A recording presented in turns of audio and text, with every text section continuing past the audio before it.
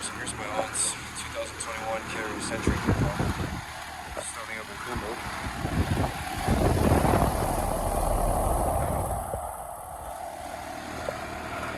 Honestly, it does not sound very good, but here it is.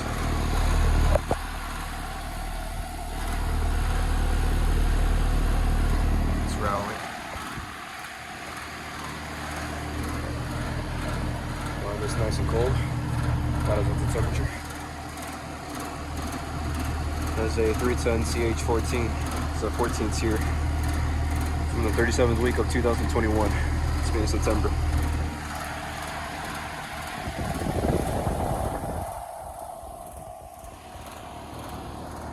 And that's just gonna be the start of it. I'm not gonna bother getting it shut down, but there it is.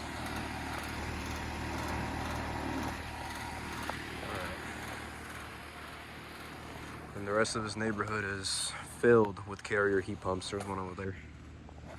There's another one back there. Just some of these have Copeland and this one has an LG, so yep.